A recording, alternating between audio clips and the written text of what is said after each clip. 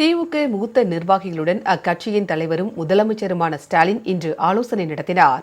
தமிழக சட்டமன்ற தேர்தலில் பதிவான வாக்குகள் மே 4ஆம் தேதி எண்ணப்பட்டு முடிவுகள் அறிவிக்கப்பட உள்ள நிலையில் தேர்தலுக்கு பிந்தைய பெரும்பாலான கருத்து கணிப்புகளில் திமுக ஆட்சி தொடரும் என்று தெரிவிக்கப்பட்டுள்ளது. இந்நிலையில் சென்னை அண்ணா அறிவாலயத்தில் முதலமைச்சர் ஸ்டாலினை அமைச்சர்கள் துரைமுருகன், எம்.ஆர்.கே. பன்னீர்செல்வம், ஏவ வேலு, முத்துசாமி, பெரிய கருப்பன், சி.வி. கணேசன், மெய்யநாதன் உள்ளிட்டோர் சந்தித்தனர். மேலும் முன்னாள் அமைச்சர் செந்தில் பாலாஜி உட்பட தேர்தலில் போட்டியிட்ட திமுக வேட்பாளர்களும் முதலமைச்சரை சந்தித்து வாக்கு சேகரிப்பில் ஈடுபட்டதற்காக நன்றி தெரிவித்துக் கொண்டனர்.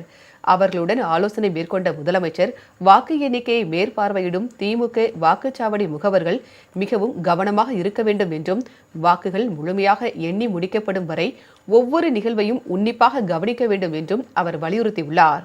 திமுக அமைப்பு செயலாளர் ஆர்.எஸ். பாரதி, செய்தி தொடர்பு தலைவர் டி.கே.எஸ். இளங்கோவன் உள்ளிட்டோரும் இந்த ஆலோசனைக் கூட்டத்தில் பங்கேற்றனர். பின்னர் செய்தியாளர்களிடம் பேசிய திமுக பொதுச் செயலாளர் அமைச்சர் துரைமுருகன், எப்போதும் திமுக தான் வெல்லும் என்றும் அதுதான் மக்களுடைய முடிவு என்றும் தெரிவித்தார். திமுக வெற்றி வாய்ப்பு இருக்குன்னு சொல்றாங்க, ஒரு சிலர் அதிமுகவும் வெற்றி வாய்ப்பு இருக்குன்னு சொல்றாங்க. நீங்க எப்படி பாக்குறீங்க? திமுகவுக்கு தான் வெற்றி வாய்ப்பு, திமுகவுக்கு தான் உண்டு. இதுக்கு மேலே எங்களுக்கு அங்கே ஜெயிப்போம் சொன்னா அது ரொம்ப கைகத்தலாம். புதிய கட்சிகளுக்கு வாய்ப்பு இருக்குன்ற மாதிரி சொல்றாங்க. புதிய கட்சிகளுக்கு வாய்ப்பு இருக்குன்னு சொல்றாங்க. நீங்க எப்படி பாக்குறீங்க? அரசியல் தெளிவு வேணும் எங்களுக்கு. இந்த கருத்து கணிப்பை பற்றியெல்லாம் கூட இல்லை. எங்களுக்கு திடமான நம்பிக்கை உண்டு. திராவிட முன்னேற்ற கழகம் பொருள் மெஜாரிட்டியில் வரும்.